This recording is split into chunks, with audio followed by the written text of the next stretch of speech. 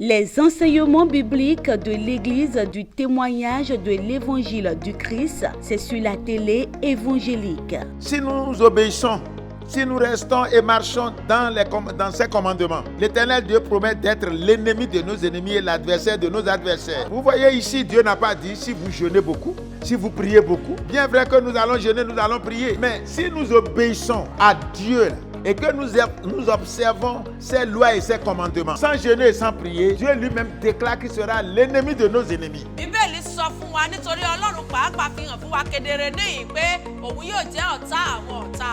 Par ces différents enseignements sur différentes thématiques, vos yeux spirituels s'ouvriront et la vérité vous affranchira. Prenez alors le rendez-vous tous les lundis à 21h et les samedis à 17h30. Les enseignements bibliques de l'Église du témoignage de l'Évangile du Christ, c'est sur la télé évangélique. Ne ratez surtout pas ce programme pour votre élévation spirituelle. Prions. Ní orúkọ Jésù. Au nom de Jésus. Ní orúkọ Jésù. Au nom de Jésus. Ní agbára àti ẹ̀jẹ̀ Jésù Kristi. Dans le puissant nom du sang de Jésus. Olúwa bàbá wa tí ń bẹ lí ọ̀run. Notre Père, notre Dieu dans les cieux. Nírọ̀lẹ́ yìí a dúpẹ́ lọ́wọ́ yín, ayọ̀ a yìn yín lógo. Ce soir, nous nous réjouissons et nous te disons merci. A gbé yín ga nítorí pé títí di àkókò yìí ilẹ̀ sì jẹ́ Ọlọ́run Nous wa. te levons parce que jusqu'à présent, c'est toi qui constitues toujours notre Bàbá Dieu. mímọ́, ẹ gba ọpẹ́ wa. Père, reçois nos remerciements. Ọlọ́run ìmọ́lẹ̀, ẹ gba ìyìn wa. Dieu de lumière, reçois nos louanges. Adé bá a ṣe máa ń dé sórí ètò, ẹ ó mọ òtítọ́. Nous sommes encore là, comme d'habitude. Alors, Sur l'émission, vous connaîtrez la vérité. Ọlọ́run ètò. Dieu de l'émission. Ọ̀yá ẹ wá gba ìṣàkóso. Prends contrôle au nom de Jésus. Ọ̀rọ̀ yín ó bẹ̀rẹ̀ sí ní jáde nísinsìnyí. Ta parole va sortir dans un instant. Ọ̀rọ̀ náà bó ti ń jáde Olúwa jẹ́ ó máa wòsàn. Qu'elle commence par guérir. Ọ̀rọ̀ yín Olúwa jẹ́ ó máa gbàlà. Qu'elle commence par sauver. Ọ̀rọ̀ yín Olúwa jẹ́ kó máa tú sílẹ̀. Que ta parole délivre, Seigneur. Ní ìpàdé tí òní ìpàdé ètò tí òní. À la fin de cette émission, Gbogbo àwọn olùgbọ́ ètò ẹ ó mọ òtítọ́ lórí Evangel Television. tous les auditeurs et auditrices de l'émission, vous connaîtrez la vérité sur l'Évangélique TV. Jẹ́ kí wọ́n ní ìdí pàtàkì kí wọ́n lè máa fi yìn ọ́ lógo. Ils aient des sujets de témoignage. Ẹ gbọ́ kẹfà ṣe dáhùn Merci parce que tu l'as déjà ní fait. orúkọ Jésù Kristi Olúwa tó lùgbàlà wa. Au nom de Jésus, nous avons prié. Ògo ni fún Ọlọ́run wa lókè ọ̀run. Gloire à notre Dieu dans les cieux. Ní ìrọ̀lẹ́ yìí a dúpẹ́ púpọ̀ lọ́wọ́ Ọlọ́run. Ce soir, nous disons merci à Dieu. A fi ìyìn àti ògo fún Ọlọ́run wa.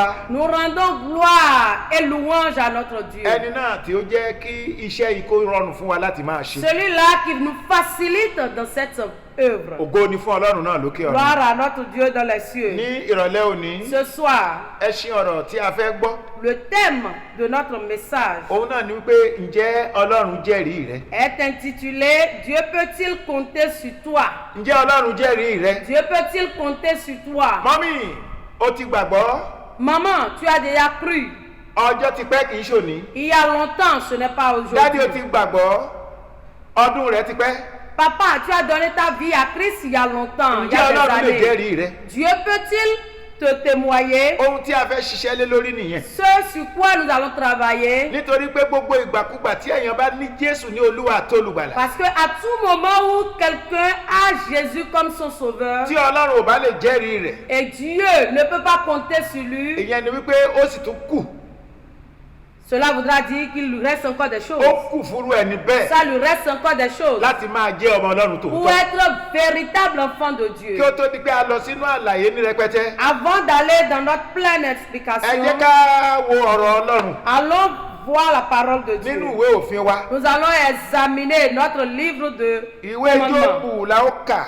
Le livre de Job, Orí rẹ̀ kíní a ó ka ẹsẹ̀ rẹ̀ kẹjọ. chapitre 1, verset 8, Ó kà báyìí wípé qui dit: Olúwa sì sọ fún Sátánì pé. L'Éternel dit à Satan, Ìwọ àkíyèsí Jóòbù ìránṣẹ́ mi. as-tu remarqué mon serviteur Pé kò Job? sí ẹnìkejì rẹ̀ ní ayé. Il n'y a personne comme lui sur la terre. Ọkùnrin tí ń ṣe olódodo. C'est un homme intègre Tí ó sì dúró ṣinṣin. et droit, Ẹni tí ó bẹ̀rù Ọlọ́run. craignant Tí ó Dieu sì kórìíra ìwà et se búburú. détournant du mal. Ògo ni fún Ọlọ́run lókè ọ̀run. Gloire à notre Dieu dans les cieux. Níbi tí a gbé wà yìí, Là où nous sommes, Ọlọ́run fúnra ara rẹ̀ jẹ́rìí Jóòbù. Dieu lui-même a témoigné de la vie de Bí mo Job. ṣe ń béèrè lọ́wọ́ rẹ̀ dádì mọ́mì. C'est pourquoi je te demandais, papa, maman. Bí mo ṣe ń béèrè lọ́wọ́ rẹ̀ ìwọ ọ̀dọ́kùnrin àti C'est ọ̀dọ́bìnrin. pourquoi je m'adressais la question à toi, jeune fille. Ìwọ ìyàwó pásọ̀ wọ prọfẹ̀tì. Toi, femme du pasteur, prophète, Mo ṣe ń prophétesse. béèrè lọ́wọ́ rẹ̀ ajíhìnrere wípé. Je demande à toi, évangélique, Ǹjẹ́ Ọlọ́run lè jẹ́rìí rẹ̀ bí? Dieu peut-il compter sur toi? Níbi tí a gbé wà yìí, Là où nous sommes, Bíbélì jẹ́ kó di mímọ̀ fún wa la wípé Bible nous déclare que nígbà tí inú rìnkèrindò Sátánì, dans les va-et-vient du diable, Sátánì súnmọ́ Ọlọ́run lọ́jọ́ kan. Satan s'est approché de Dieu un jour. Ẹ rí pé bàbá lọ sí òkè níbi kíkà yìí. Si nous montons juste un peu, Wọ́n ní ọkùnrin kan wà ní ilẹ̀ Úṣì. il y avait dans le pays d'Us un homme Orúkọ ẹni tí ń jẹ́ Jóòbù. qui s'appelait Job. Ọkùnrin náà sì ṣe olóòótọ́. Et cet homme était Ó intègre dúró et ṣinṣin. droit. Ẹni tí ó sì bẹ̀rù Ọlọ́run. Il craignait Tí Dieu ó sì kórìíra ìwà búburú. et se détournait du mal. A sì bí ọkùnrin, a bí ọmọkùnrin méje àti ọmọbìnrin mẹ́ta fún un. Il lui naquit 7 filles et 3 filles. Ohun ọ̀sìn rẹ̀ sì jẹ́ ẹgbàárin àgùntàn àti ẹgbàádọ́rin ìbákasíẹ̀. Il possédait 7000 brebis et 3000 chameaux. Ọkùnrin yìí, ohun tí Bíbélì ń sọ fún ẹni pé ó jẹ́ ẹni tí ó ní ọrọ̀ gidigidi. Cet homme est un riche. Ẹ rí i pé nígbà tí ó dé ẹsẹ̀ karùn-ún, Au verset 5, ó ní ó sì ṣe. il dit, et quand Nígbà tí ọjọ́ àsè wọn pé yíká, les jours de festin étaient passés, ni Jóòbù ránṣẹ́ lọ, Job appelait ìyàn sí àwọn ọmọ rẹ̀. et sanctifiait ses fils. Olúwa yóò ràn wá lọ́wọ́. Que le Seigneur nous aide. Gbogbo àwọn ibi tí a ń kà wọ̀nyí, Là où nous sommes en train de lire, just láti mọ̀ àwọn ohun tó ṣẹlẹ̀ kó tó di pé a débi tí a wà ní. juste savoir ce qui s'est passé avant le verset 8. Ẹsẹ̀ keje wípé Verset 7. Olúwa sì bi Sátánì wípé L'Éternel dit à Satan, níbo ni ìwọ ti wá? d'où viens-tu? Nígbà náà ni Sátánì dá Olúwa lóhùn wípé Et Satan répondit à ní l'Éternel lílọ sí wá lọ sẹ́yìn de parcourir lórí ilẹ̀ ayé la terre àti ní ìrìnkèrindò nínú rẹ̀. et de m'y promener. Sátánì ń káàkiri Le diable se promène. nínú ìrìnkèrindò rẹ̀. Il se promène. Òun lónìí ló dé ọ̀dọ̀ Ọlọ́run. Il est allé dans sa promenade vers Dieu. Ọlọ́run béèrè lọ́wọ́ Sátánì Et wípé Dieu demanda chez Satan, nígbò jẹ́ pé ìrìnkèrindò ló wà. et comme toi tu es dans de balades, Ǹjẹ́ o ṣàkíyèsí ọmọ mi? est-ce que tu as examiné mon fils? Ǹjẹ́ o ṣàkíyèsí ìránṣẹ́ mi lórí ilẹ̀ ayé? Est-ce que tu sais que j'ai un serviteur sur la terre? Ọmọ mi Jóòbù, Mon enfant Job, ìránṣẹ́kùnrin olóòótọ́. celui-là qui intègre ce serviteur. Ìbéèrè tọ́lọ́run béèrè lọ́wọ́ C'est rẹ̀ la ni. question à lui poser. Bí mo ṣe à ń Dieu. béèrè lọ́wọ́ rẹ̀ ní ìrọ̀lẹ́ Et yìí. c'est pourquoi je m'adresse aussi la question à Bí mo toi. ṣe ń béèrè lọ́wọ́ rẹ̀ ní ìrọ̀lẹ́ yìí mọ́ mi. C'est pourquoi, maman, je te pose la même Ọ̀dọ́kùnrin àti question. ọ̀dọ́bìnrin nínú ìjọ mò ń béèrè lọ́wọ́ rẹ̀ wípé ṣé Ọlọ́run lè jẹ́rìí rẹ̀. Jeune fille, jeune homme dans l'église de Dieu, je demande, est-ce que Dieu peut compter sur toi? Akọni nínú ìjọ. Chorale dans Ìwọ l'église. alàgbà lọ́kùnrin àbí lóbìnrin nínú Toi, ìjọ. diacre, homme et femme dans l'église. Ìránṣẹ́ Ọlọ́run, Homme de Dieu, ajíhìnrere, évangéliste, olùṣọ́ àgùntàn. pasteur. Olúwa mò ń béèrè lọ́wọ́ rẹ̀ pé ṣé Ọlọ́run lè jẹ́rìí rẹ̀ bí? Je te pose la question de savoir si Dieu peut-il rendre témoignage de toi. Níbi tí a gbé wà yìí, Là où nous sommes, Ọlọ́run ń béèrè. Dieu a Ó ní demandé. Olúwa sì sọ fún Sátánì Et pé l'Éternel dit à Satan, ìwọ ha kíyèsí Jóòbù ránṣẹ́ mi. as-tu remarqué mon serviteur Job? Ọlọ́run ló fẹnu ara rẹ̀ sọ pé Jóòbù jẹ́ ìránṣẹ́ òun. C'est Dieu lui-même qui a prononcé de sa propre bouche que Job est son serviteur. Ogunlọ́gọ̀ ló wà nínú ìjọ ìránṣẹ́ ìṣù ni wọ́n. Plusieurs Plusieurs sont dans l'église, mais ils sont des serviteurs du diable. Ogunlọ́gọ̀ ìránṣẹ́ Ọlọ́run, ogunlọ́gọ̀ ajíhìnrere ìránṣẹ́ èṣù ni wọ́n jẹ́. Nombreux serviteurs de Dieu sont des serviteurs pour le diable. Nígbàkúgbà tó bá ti wà lábẹ́ ènìyàn. Et à tout moment où tu es sous quelqu'un, Tó ní olórí. et tu as un Tàbí ní leader, bàbá nínú ẹ̀mí. ou bien tu as un père spirituel, Ṣùgbọ́n tó ò lè ṣe òtítọ́ pẹ̀lú rẹ̀. et tu ne peux pas faire de toi la vérité, la relation qui vous lie, Tó ò lè ṣe òdodo pẹ̀lú et rẹ̀. tu ne peux pas être intègre avec Tí lui, bàbá rẹ̀ nínú ẹ̀mí ò lè ní ìgbẹ́kẹ̀lé nínú et rẹ̀. ton père spirituel ne peut pas avoir confiance en toi. Ó ò lè jẹ́ ẹni ìtẹ́wọ́gbà níwájú Tu ne Ọlọ́run. peux pas être agréable devant Dieu. Ọlọ́run fúnra ara rẹ̀ kò lè jẹ́rìí rẹ̀. Dieu lui-même ne peut pas te rendre témoignage. Ọlọ́run jẹ́rìí Jóòbù níbi tí a gbé wà yìí. Dieu a rendu témoignage à Job là où nous sommes. Níwájú olùfisùn. Devant l'accusateur, Níwájú Sátánì. devant Satan, Tí ń ṣe ọ̀tá gbogbo ènìyàn. qui est l'ennemi commun de Sátánì tí ń l'humanité. ṣe ọ̀tá gbogbo àwa ọmọ Ọlọ́run lápapọ̀. C'est le diable qui est notre ennemi, enfant de Dieu. Ọlọ́run jẹ́rìí níwájú rẹ̀ wípé Dieu a témoigné devant lui que ìránṣẹ́ òun ni Jóòbù Job jẹ́. est son serviteur. Nínú ìtẹ̀síwájú ọ̀rọ̀ náà, Dans l'évolution de la lecture, Ọlọ́run sọ wípé Dieu dit, kò sí ìkejì rẹ̀ ní ayé. il n'y a point un homme comme lui sur la terre. Ọkùnrin tí ṣe olóòótọ́. Cet homme intègre. Ògo ni fún Ọlọ́run wa lókè ọ̀run. Gloire à notre Dieu dans les cieux. Ọlọ́run jẹ́rìí pé olóòótọ́ ni Jóòbù jẹ́. Dieu a testifié que Job est un homme intègre. Ọlọ́run fún ẹnu ara rẹ̀ sọ Dieu l'a prononcé de pé sa Jóòbù bouche. kò sí ẹnì kejì rẹ̀ lórí ilẹ̀ Il ayé. n'y a point d'homme semblable à Job sur la terre. Màámi Ọlọ́run lè jẹ́rìí rẹ̀. Maman, Dieu peut-il rendre témoignage de toi? Dáàdì jẹ́ Ọlọ́run lè jẹ́rìí rẹ̀. Papa, Dieu peut-il compter sur toi? Ọ̀gá akọrinṣẹ́ Ọlọ́run lè jẹ́rìí rẹ̀. Chef choriste, Dieu peut-il compter sur toi? Ṣé bí ìṣe ni alàgbà nínú ìjọ olórí yín pé ẹ ní ènìyàn pàtàkì náà fi ṣe olólórí akọrin? Toi qui est chef choriste, parce que le leader de ton église a vu des qualifications en toi et t'a nommé chef. Ṣé bí torí wípé wọ́n rí ẹ pé o jẹ́ ènìyàn náà ṣe sọ wípé ìwọ ni kó máa darí àwọn obìnrin rere? Parce qu'on a vu quand même que ça peut aller, on t'a confié la responsabilité de la Ṣé femme bí torí pé vertueuse. olórí yín alàgbà yín ẹni tí ń ṣe alákòóso yín rí wípé ó rí nǹkan kan nínú ayé rẹ̀ náà sọ pé ok ìwọ ni kó máa bójútó àwọn C'est parce ọkùnrin nínú que ìjọ ton rẹ̀. leader a notifié certaines choses en toi qu'on t'a confié la responsabilité de la gestion des hommes dans l'église. Ṣùgbọ́n lónìí Mais ohun tí aujourd'hui, a rí ni wípé ce que nous gbogbo constatons, àwọn tí àwọn alàgbà táwọn olórí tí wọ́n ń gbé sípò tí wọ́n ń pè ní ènìyàn nígbò bá yá ìwà ẹranko ni wọ́n ń hù gbẹ̀yìn. tous ceux-là à qui on a confié des responsabilités agissent comme des animaux. Ògo ni fún Ọlọ́run wa lókè ọ̀run. Gloire à notre Dieu dans les cieux. Ọlọ́run ló jẹ́rìí Jóòbù. Dieu a rendu Ó ní kò témoignage sí de Job. ìkejì rẹ̀ lórí ilẹ̀ Il ayé. dit qu'il n'y a point autre homme comme Job. Evangelist ṣé bàbá rẹ̀ nínú ẹ̀mí lè sọ pé kò sí ẹnì kejì rẹ̀? Évangéliste, ton père spirituel peut-il dire il n'y a point quelqu'un comme lui? Adélé àlùfáà. Celui-là qui est le gardien du temple. Ìwọ tí wọ́n gbẹ́kẹ̀lé tí wọ́n ń fa iṣẹ́ ìránṣẹ́ lé lọ́wọ́. Toi, à qui, avec confiance, on est en train de confier le ministère. Bàbá rẹ̀ fi àwọn àgùntàn fi lé ẹ lọ pé kó máa bójútó àwọn àgùntàn. Wọ́n ń fi ẹ́ sílẹ̀ wọ́n ń lọ ọ̀sẹ̀ kan ọ̀sẹ̀ méjì oṣù tí wọ́n ní kó máa bójútó ìjọ. Ǹjẹ́ Ọlọ́run lè jẹ́rìí rẹ̀? Ton père spirituel te laisse pour une semaine, 2 semaines et te confie les brebis. Est-ce que Dieu peut compter sur toi? Ó ní kò sí kejì Jóòbù. Il a dit qu'il n'y a point d'homme comme Job. Nítorí pé Jóòbù jẹ́ olóòótọ́. Parce que Job est un homme Ohun intègre. tí Ọlọ́run fẹ́ fún gbogbo wa nìyẹn. C'est ce que Dieu attend de nous tous. Ọlọ́run fẹ́ kí gbogbo ìránṣẹ́ Ọlọ́run lè jẹ́ olóòótọ́.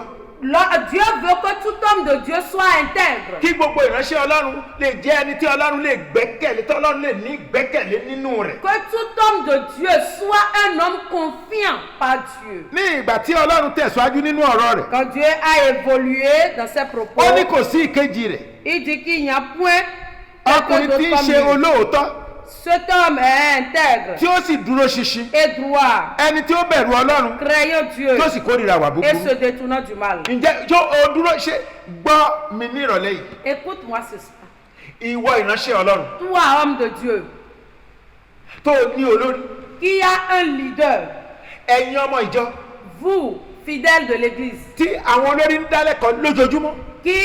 à qui les dirigeants donnent de l'enseignement au quotidien. Ǹjẹ́ pásítọ̀ rẹ olùṣọ́ àgùntàn rẹ jẹ́ wọ́n ní ìgbẹ́kẹ̀lé nínú rẹ? Est-ce que ton pasteur peut être confiant envers toi. a mọ̀ pé bó bá tiẹ̀ jáde lọ bó bá lọ bá àwọn ẹ̀kọ́ ìgbàlódé tó wà nínú ayé kò ní gbé ẹ lọ ṣé wọ́n ní ìgbẹ́kẹ̀lé nínú rẹ bẹ́ẹ̀. Est-ce que ton pasteur peut être confiant jusqu'au point où il se dit, même si tu es allé écouter autre enseignement, cela ne peut pas t'emballer.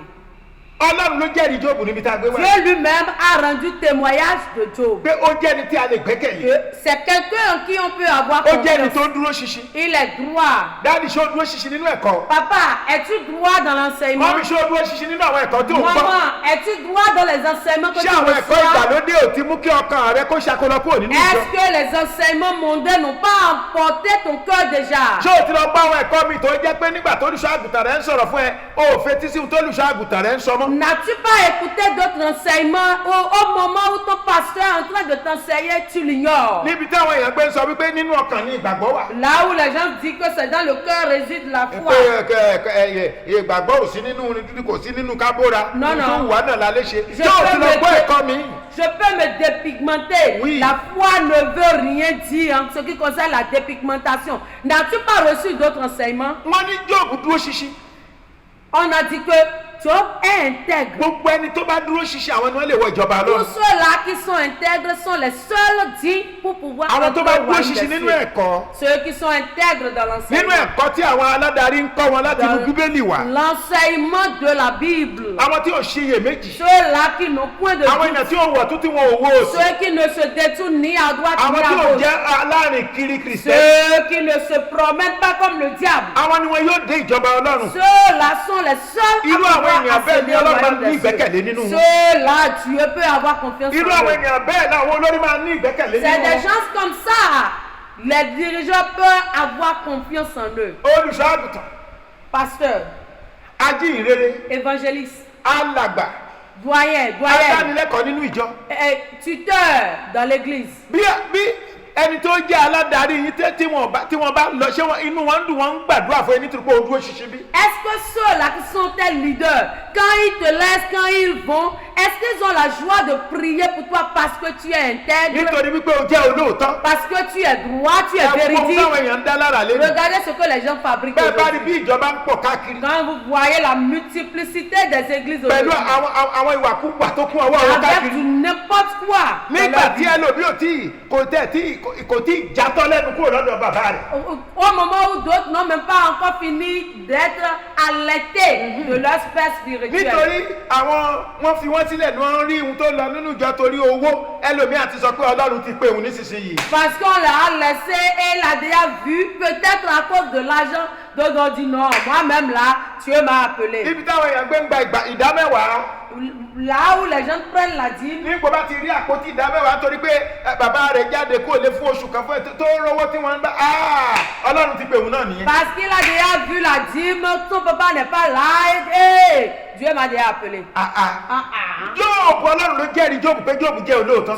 Dieu même l'a rendu témoignage qu'il est un homme intègre. gbogbo ẹni tí Ọlọ́run bá jẹ́rìí gbé. Tous ceux-là en qui Dieu peut rendre témoignage, ìjọba Ọlọ́run wọn dájú ni. ils ont la certitude du royaume Bíbélì des sọ pé cieux. ó bẹ̀rù Ọlọ́run tilétilé. La Bible dit qu'il craint Dieu avec sa ẹ jẹ́ ká wo maison. ohun táwọn èèyàn sọ ìbẹ̀rù Ọlọ́run dà lẹ́yìn. Regardons ce que les gens ont fabriqué avec la crainte de Dieu. Bíbélì sọ pé aujourd'hui. ẹ bẹ̀rù Olúwa ẹ̀yin ènìyàn rẹ̀ mímọ́ tó pé kò sí àìní fọ́mọ tó bá bẹ̀rù rẹ̀. La Bible nous recommande d'avoir la crainte de Dieu parce qu'il n'y a pas de manquement pour ceux-là qui craignent Dieu. àwọn ẹlòmíràn kú wà mí máa pe àjọ aláwọ̀ yìí sì ní ìbẹ̀rù Ọlọ́run báyìí. D'autres vont avoir certains comportements, tu vas te demander s'ils ont la crainte de Bíbélì sì Dieu. sọ pé ìbẹ̀rù Olúwa òun ni ìpìlẹ̀ṣẹ̀ ọgbọ́n. Et la Bible nous dit que la crainte de l'Éternel est le commencement de la àìní science. ìbẹ̀rù Ọlọ́run ló mú ni wọ́n gbé èèyàn sórí ìjọ ló palẹ̀ ìjọ mọ́ ló sọ̀jọ́ di tiẹ̀. Sans avoir la crainte de Dieu, quand on te met sur une église, tu peux tout rappeler et ça devient pour toi. ẹlòmíràn yọ pláàkì ìjọ kó lórí ibi tí wọ́n gbé gbèsè á lọ gbé pláàkì míì síbẹ̀. D'autres vont enlever la plaque de l'église qu'il a placée là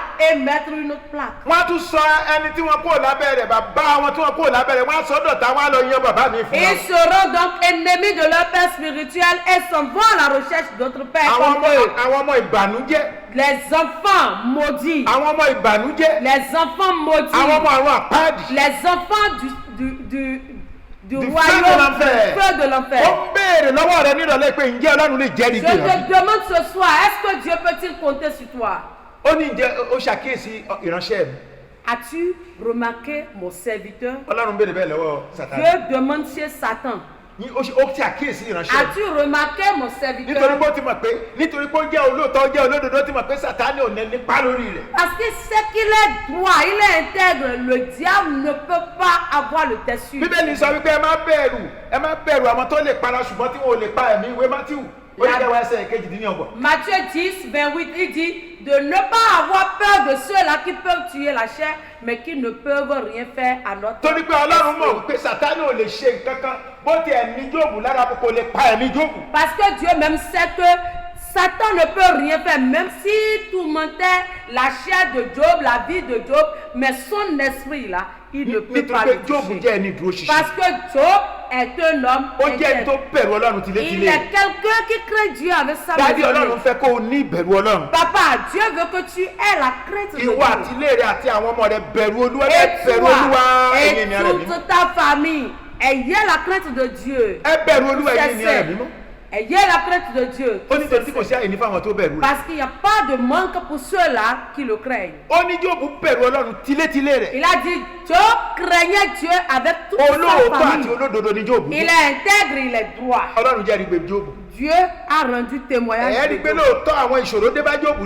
verras qu'effectivement, Job avait rencontré des difficultés.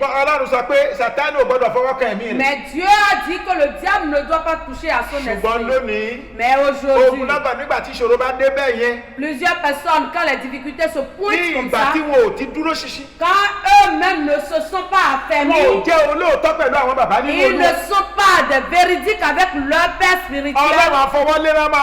Dieu lui-même met la main au menton pour les regarder. D'autres peuvent décéder subitement. Et qu'est-ce qu'il a tué? Et un serviteur de Dieu qui décède à 30 ans. Un serviteur de Dieu qui décède à 40 ans. D'autres n'ont même pas l'âge là. Parce que leur œuvre est ténébreuse. Ils ne sont pas véridiques. Ils ne sont pas intègres dans l'enseignement. Et ils sont ballonnés et remportés par le vent de tous les enseignements. C'est pourquoi ce soir, toi qui m'écoutes, papa, maman, jeunes gens, vous les jeunes que le Seigneur a appelés pour travailler avec les vieux, Dieu veut que vous soyez intègres. Dieu veut que vous soyez sobres. Dieu veut de vous pour être des hommes confiants. Dieu veut que vos pères puissent s'égosier à vos sujets. En ce moment-là, vous aurez la longévité. En ce moment, vous aurez la bénédiction de Dieu. Plusieurs sont allés avec les malédictions.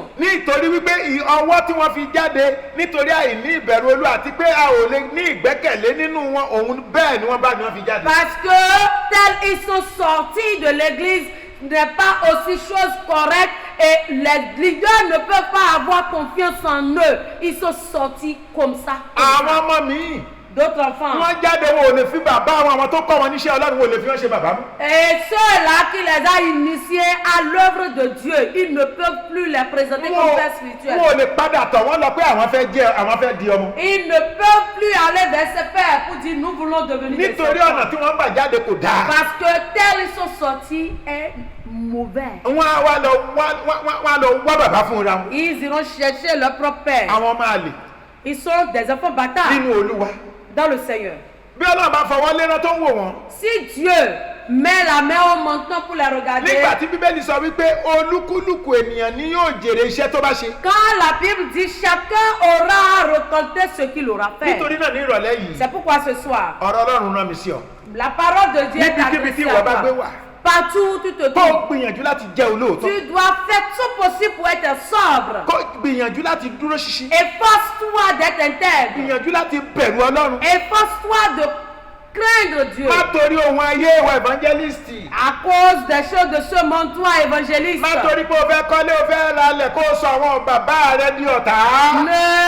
pas se fier à ce que tu veux faire je veux acheter un véhicule, je veux construire, et tu te rends ennemi de toi-même, tes pères spirituels. Celui-là qui va faire pleurer quelqu'un, il l'aura pour ses comptes. Et quelqu'un d'autre le lui fera. Tout ce que tu feras à tes pères spirituels, tu les récompenseras. Avant que je ne quitte, je voudrais vous parler au sujet de notre grand-papa, le patriarche Abraham, dans Genèse 17. Genèse 17, verset 1. Verset 1. Lorsque Abraham fut âgé de 99 ans, l'Éternel apparut à Abraham et lui dit, je suis le Dieu Tout-Puissant. Marche devant ma face et sois intègre. C'est une obligation, tu dois être intègre. Quand tu seras intègre, et quand Dieu va rendre témoignage de toi, tu travailles pour le Seigneur sans relâche. Devant tes ennemis, Dieu va t'élever. Et où tu ne t'espérais même pas, tu vas y te retrouver. Et ta vie constituera une leçon pour les autres. Papa, efforce-toi. Que Dieu puisse s'égosier à cause de toi. Maman, efforce-toi. Que Dieu puisse s'égosier avec toi.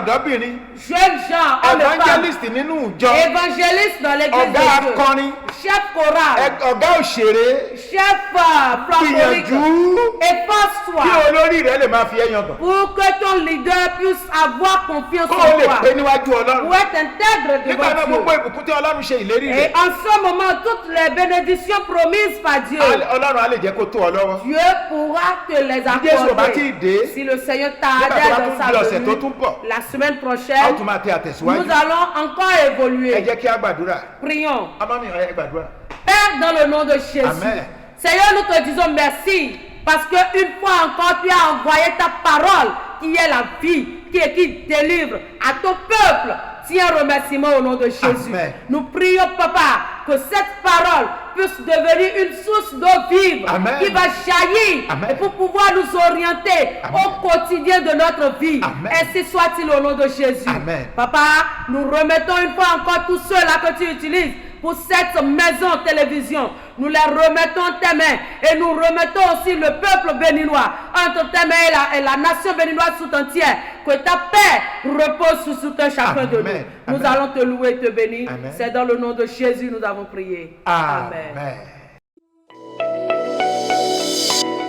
Les enseignements bibliques de l'Église du témoignage de l'Évangile du Christ, c'est sur la télé évangélique. Si nous obéissons, si nous restons et marchons dans ses commandements, l'Éternel Dieu promet d'être l'ennemi de nos ennemis et l'adversaire de nos adversaires. Vous voyez ici, Dieu n'a pas dit si vous jeûnez beaucoup, si vous priez beaucoup. Bien vrai que nous allons jeûner, nous allons prier. Mais si nous obéissons à Dieu, et que nous observons ses lois et ses commandements, sans jeûner et sans prier, Dieu lui-même déclare qu'il sera l'ennemi de nos ennemis.